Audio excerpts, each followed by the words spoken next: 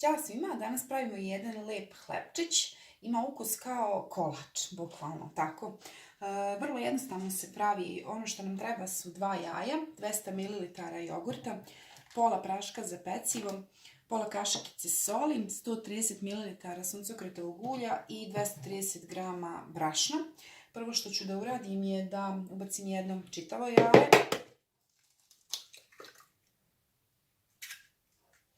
i jedno belance.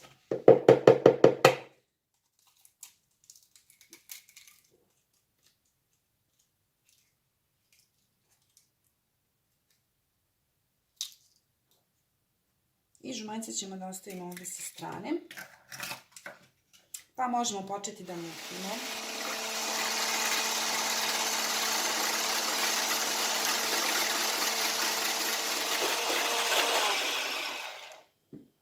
Kada smo ovako dobro umutili čvrsto ova jaja, sada ćemo da ubacimo jogurt.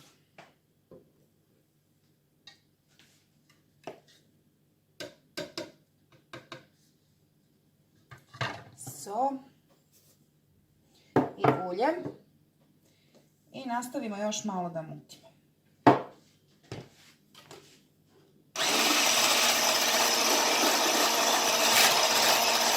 Sad ćemo da ubacimo i ovo brašno. Prvo ćemo da ga promešamo ovako i onda lagano umutimo.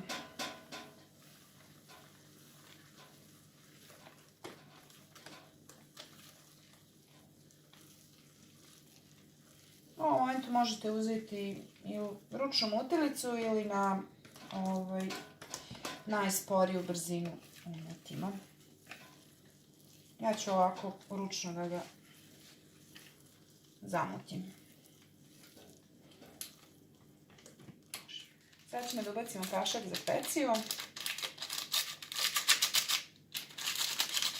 i to promješamo.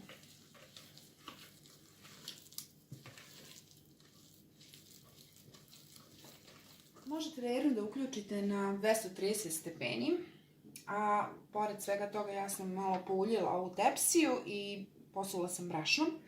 I sad ćemo da prebacimo ovo testo. Sad, hlebčić je mali i ja to ne bih razvukla, nego bih stavila u jedan kvadratić.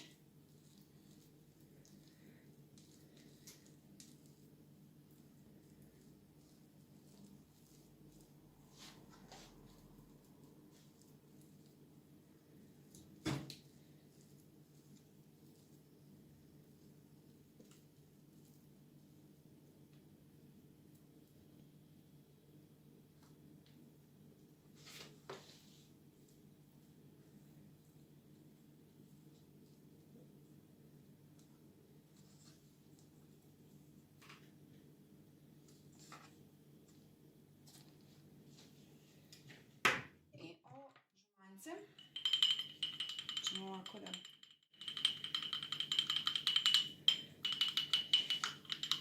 i premržemo ga sa žumanjcem.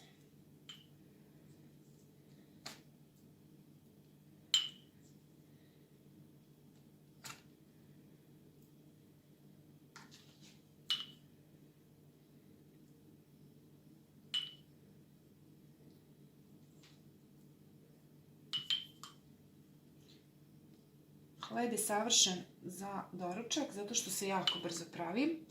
Pečete ga svega 15 minuta na zagrejanoj rerni na 230 stepeni.